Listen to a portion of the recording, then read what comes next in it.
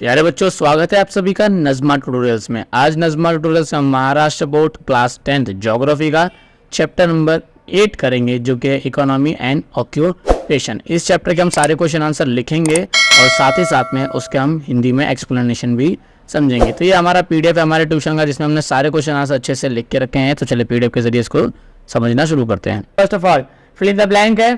तो पहला क्वेश्चन है, India per capita income is less than Brazil due to massive population. Okay, Hindustan में बहुत ज्यादा पॉपुलेशन है और इतनी ज्यादा जॉब्स वगैरह काम वगैरह नहीं है, जिस वजह से हमारा पर कैपिटा इनकम कम है ब्राजील के मुकाबले। B, the economy of Brazil is mainly dependent on dash activities. तो ब्राजील की ज्यादातर एक्टिविटीज इकोनॉमिक एक्टिविटीज कौन सी है? टर्शरी एक्टिविटीज हैं। Okay, third, the economy of India and Brazil are the dash type, developing type. India की economy और Brazil की इकोनॉमी, दोनों कंट्री इकोनॉमी अभी भी डेवलप कर रही है। हो गया answer question number 2। Answer the following question. अब क्वेश्चन नंबर 2 पे आते हैं, why has the mining not developed in the western part of Brazil. Western part के ब्राजील में माइनिंग डेवलप क्यों नहीं हुई? Most of the western part of Brazil is covered by the thick dense quadrilateral rain forest and Amazon basin. तो western part का ज्यादातर हिस्सा कैसा? क्वाड्रिलेटरल रेन फॉरेस्ट में है। एंड सेकंड थिंग है, वहां पे अमेज़न बेसिन है, जो कि दुनिया का सबसे घना सबसे बड़ा जंगल है। अब सिंपल सी बात है, जहाँ पे जंगल ज्यादा घना होगा वहां पे कोई भी काम करना मुश्किल होगा ना। तो inaccessibility of poor transport links, unfavourable climate, heavy rainfall are the main barriers of the mining in this part. अब वहां पे क्या क्या था? इनएक्सेसिबिलिटी थी, वहां पे जाना तो पहले मुश्किल बात थी। फिर वहां पे ट्रांसपोर्ट का सिस्टम नहीं था, हम तो चले जाएंगे, गाड़ियां कैसे पहुंचेगी। फिर फेवरेबल क्लाइमेट भी नहीं था, कभी बरसात कभी ठंडी कभी गर्मी, बहुत ज्यादा बरसात होती थी। ये सब चीजों से वहां पे माइनिंग नहीं हो पाई। Moreover, lack of knowledge of a potential reserves of resources is the other factor which has led to the limitation of the mining in the western part of the Brazil. अब second thing यहाँ पे ये थी कि वहाँ पे हमें knowledge नहीं है, मतलब ब्राजील के लोगों को नॉलेज नहीं, हमें क्या होगा, ब्राजील के लोगों को वहाँ का नॉलेज नहीं है कि वहाँ पे उस वेस्टर्न पार्ट में कितना रिसोर्सेस है, कितना रिजर्व रिसोर्सेस है। इस वजह से वहाँ पे माइनिंग को इतना ध्यान नहीं दिया गया। Therefore, mining is not developed in the western part of the Brazil. इस वजह से ब्राजील में माइनिंग डेवलप ज्यादा नहीं हुई। Question number B, what are the similarities and differences in the fishing activities in India and Brazil? India और Brazil में fishing activities में क्या फर्क है और क्या सेम है? Similarities in Brazil and India fishing activities develop near the coastal area. Simple सी बात है, समुद्र के पास में ही समुद्र मच्छी पकड़ने का काम ज्यादा होगा, इसलिए कोस्टल एरियाज में फिशिंग एक्टिविटीज ज्यादा डेवलप हुई है। अब दिल्ली में कोई फिशिंग एक्टिविटी का बिजनेस थोड़ी करेगा, दिल्ली में तालाब ही नहीं है, नदी में कितनी मच्छी पकड़ोगे भाई। In both the countries marine fishing is well developed. देखिए सिंपल सी बात है, हमारे हिंदुस्तान में अरेबियन सी है, हमारे पास इंडियन ओशन है, हमारे पास बे ऑफ बंगाल है, हमारे पास 3 सीज हमारे कोस्टल एरिया को टच करते हैं। इस वजह से सिंपल सी बात है, मरीन फिशिंग ज्यादा डेवलप होगी, मरीन फिशिंग ज्यादा की जाएगी। और हमारे ब्राजील के पास भी अटलांटिक ओशन है, वेस्ट साइड में भी और ईस्ट साउथ साइड में भी, इस वजह से ब्राजील में भी मरीन फिशिंग ज्यादा की जाती है, इसलिए दोनों कंट्री में मरीन फिशिंग ज्यादा डेवलप्ड है। अब डिफरेंसेस क्या है? In India fresh water fishing is practice whereas in Brazil due to unfavourable condition fresh water fishing is not developed. India में फ्रेश वाटर फिशिंग भी की जाती है, दैट मीन्स तालाबों से, झीलों से, नदियों से, लेकिन ब्राजील का क्लाइमेट, ब्राजील के तालाब, ब्राजील की नदियों के पास वहाँ का क्लाइमेट इतना अच्छा नहीं है, इसलिए वहाँ पे इतनी ज्यादा फिशिंग डेवलप नहीं है, लेकिन हिंदुस्तान में हुई है। The meeting of the warm Brazil current and the cold Falkland current of the coast of the south east Brazil makes the good fishing ground. Okay, अब वहां पे जो वार्म ब्राजील करंट है और कोल्ड फ्लैग करंट है जो समुद्र के अंदर हमें मिलते हैं, जिस वजह से वहां पे ब्राजील में कोस्ट में साउथ ईस्ट के यहाँ पे फिशिंग करना बहुत अच्छा माना जाता है, क्योंकि वहां का माहौल ज्यादा फिशिंग के लिए अच्छा है। In India such currents do not come together but due to the other major factors, due to the other favourable conditions fishing has been developing India. लेकिन दूसरे जो रीजन है, जैसे हमारे पास अच्छा खासा कोस्टल रीजन है, इस वजह से हमारे इंडिया में मरीन फिशिंग ज्यादा डेवलप हुई है। मेजर फिशेज ऑफ ब्राजील, ये मच्छियों के नाम बताए जो ब्राजील में ज्यादा मिलते हैं, और ये मच्छियों के नाम बताया जो इंडिया में ज्यादा मिलते हैं। जैसे यहाँ पे स्वॉर्ड फिश है, श्रिम्प है, लैब्स्टर है, इंडिया का क्या है, मैकरल है, बॉम्बे डक है, प्रॉन्स है, ये सारे मच्छियों के नाम बताए जो इंडिया और ब्राजील में ज्यादा मिलते हैं। आप गूगल कर लीजिएगा ताकि आप देख के अच्छे से एक बार समझ सको। स्वॉर्ड फिश तो उसके सामने, अल्लाह नेट नहीं चल रहा बच्चों, कोई बात नहीं, आप गूगल कर लीजिएगा। Next, give reason. Question number 3। Question A, per capita land availability is more in Brazil as compare to India. तो ब्राजील के पास पर कैपिटा लैंड ज्यादा है लेकिन इंडिया के पास कम है, ऐसा क्यों? चलिए देखते हैं। India occupies 2.4% land area of the world and supports 17.5% of world's total population. Hindustan के पास 2.4% लैंड है, मतलब दुनिया में जितनी भी जमीन है उसमें से बस 2.4% जमीन हमारे हिंदुस्तान में है। और दुनिया में जितने भी लोग हैं, जो 8 बिलियन लोग हैं, उस 8 बिलियन में से 17.5% लोग हमारे हिंदुस्तान में रहते हैं। मतलब ये बात हो गई कि हमारे पास जमीन कम है, लोग ज्यादा हैं। लेकिन ब्राजील का उल्टा है। Brazil occupies 5.6% of land of the world and supports only 2.75% of the world total population. अब ये जो मैंने कहा, हिंदुस्तान के पास 2.4% लैंड है, ब्राजील के पास 5.6% लैंड है, मतलब अराउंड दुगने से थोड़ा ज्यादा। लेकिन ब्राजील की पॉपुलेशन कितनी है? 2.75%, जो कि हिंदुस्तान की बहुत ज्यादा कम है। इस वजह से ब्राजील के पास पर कैपिटल लैंड ज्यादा है और हिंदुस्तान के पास पर कैपिटल लैंड कम है। Average density of the population in India is about 382 persons per square kilometer, while average density of a Brazil population in Brazil is around 23% per square kilometer. Hindustan का जो average density है क्या है वो 382 persons। अगर हम पूरे हिंदुस्तान की पॉपुलेशन को एक किलोमीटर के एरिया के अंदर बांटना शुरू कर देंगे तो हिंदुस्तान में 1 स्क्वायर किलोमीटर के अंदर 382 लोग को रहना पड़ेगा। लेकिन ब्राजील में अगर हम पूरी ब्राजील की पॉपुलेशन को उसके पूरे देश की जमीन पे बांटने लगे तो वहां पे 1 किलोमीटर स्क्वायर की जगह पे बस 23 लोग रहेंगे। तो आप देख सकते हो कि डिफरेंस कितना ज्यादा है। ओके, अराउंड 10 टाइम्स 15 टाइम्स का डिफरेंस है। Thus Brazil's population is lesser than India but is occupies a larger land area than India. Okay, तो ब्राजील क्या है कि ब्राजील के पास पॉपुलेशन तो कम है लेकिन जमीन ज्यादा है। So the per capital land availability is more in Brazil as compare to India. इस वजह से ब्राजील का पर कैपिटल लैंड ज्यादा है इंडिया से। Question B, there is a mixed economy in Brazil and India. Brazil और इंडिया दोनों में मिक्स्ड इकोनॉमी है। पहले तो मिक्स्ड इकोनॉमी का मतलब क्या होता है? मिक्स्ड इकोनॉमी का मतलब होता है कि वहां पे private sector and government sector दोनों मिलके काम करते हैं। तो हमारे हिंदुस्तान में ऐसे होता है, देखेंगे आप तो मेट्रो प्राइवेट सेक्टर है लेकिन लोकल पब्लिक सेक्टर है। उसी तरह से एसबीआई बैंक पब्लिक सेक्टर है और Axis bank, HDFC bank, Kotak bank ये सब प्राइवेट सेक्टर है।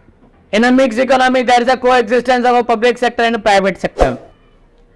इन Brazil sectors like health, banking, telecommunication, railways and airways are owned and managed by both public and private sector. तो ब्राजील में हेल्थ हो गया, मतलब हॉस्पिटल्स हो गए, बैंक्स हो गए, टेलीकम्युनिकेशन हो गया, रेलवे हो गया, एयरपोर्ट्स हो गए, एयरवेज हो गया, ये सब कंपनी प्राइवेट भी है और पब्लिक भी है। In India railway is largely a public sector whereas all the other sectors are owned and managed by the both private and public sector. India में रेलवे है जो ज्यादातर गवर्नमेंट के हाथ में मेजरली, लेकिन बाकी जो सेक्टर जैसे कि बैंक, टेलीकम्युनिकेशन, हेल्थ वगैरह वगैरह, एजुकेशन, ये सब प्राइवेट एंड पब्लिक दोनों है। So it is said that there is a mixed economy in Brazil and India. इसलिए कहा जाता है कि हिंदुस्तान एंड ब्राजील दोनों जगह पे मिक्स्ड इकोनॉमी है। मिक्स्ड इकोनॉमी का मतलब क्या होता है? जहाँ पे प्राइवेट सेक्टर भी है और पब्लिक सेक्टर भी है। तो हमारे हिंदुस्तान में आप ही देख लो, आप कुछ बच्चे होंगे जो प्राइवेट स्कूल में पढ़ रहे हैं और आप कुछ बच्चे होंगे जो पब्लिक स्कूल में पढ़ रहे हैं। यहाँ पे प्राइवेट पब्लिक दोनों मिला हुआ है ना, तो ये हुआ mixed economy. Study the following graph and analyse in short. क्या है यहाँ पे हमें ग्राफ दिखा रहा है, इस ग्राफ को हमें समझना है और उसको आंसर लिखना है। ओके, तो देखिए यहाँ पे कैसा है, ये ग्राफ क्या दिखा रहा है। सबसे पहले तो ये पूरा 100% दिखा रहा है और यहाँ पे India Brazil contribution of a sector in a national income. तो जो 3 सेक्टर है, green, red and yellow, sorry blue है। Green sector that is a tertiary sector, red sector that is a secondary sector and blue is a primary sector. Okay, तो हमारे हिंदुस्तान में primary sector that means blue से हमें around 18 to 19% का income होता है।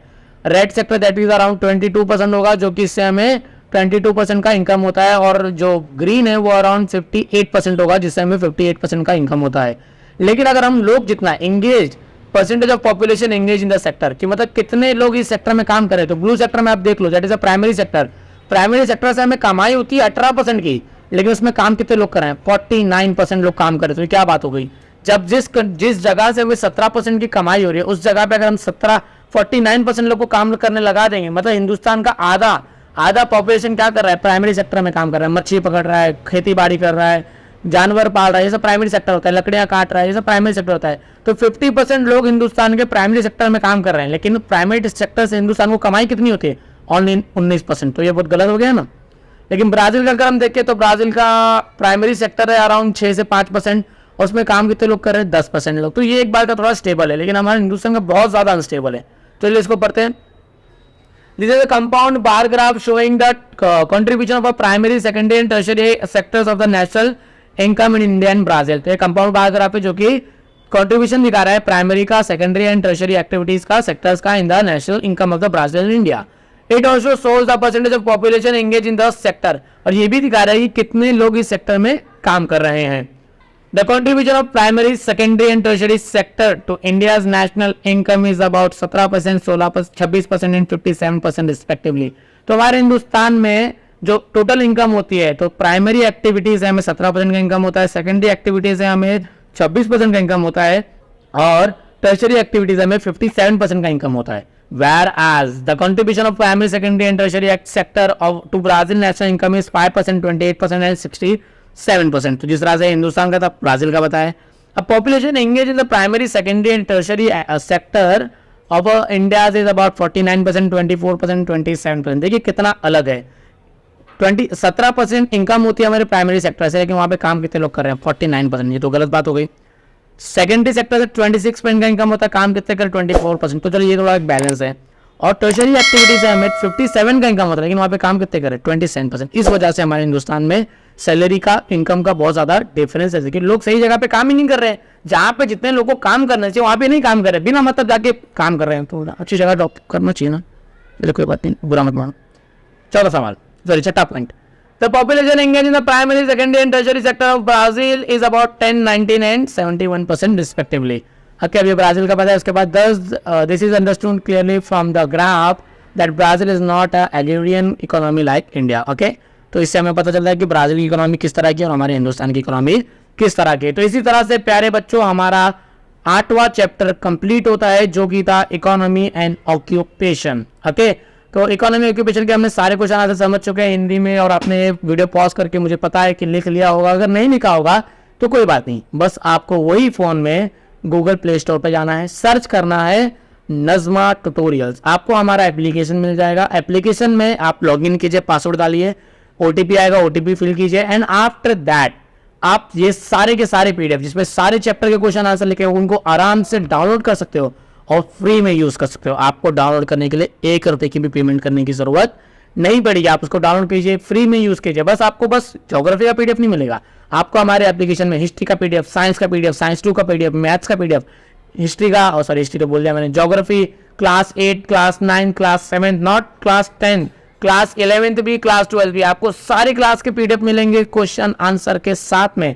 बस इतना ही नहीं, आपको हर साल का बोर्ड क्वेश्चन पेपर भी मिलेगा, आपको हर साल का क्वेश्चन बैंक भी मिलेगा, आपको वीडियो लेक्चर्स भी मिलेंगे, इंपॉर्टेंट क्वेश्चंस भी मिलेंगे. आपको बस करना क्या है? एप्लीकेशन डाउनलोड करना है, लॉगिन करना है और फ्री में सबका इस्तेमाल करना है.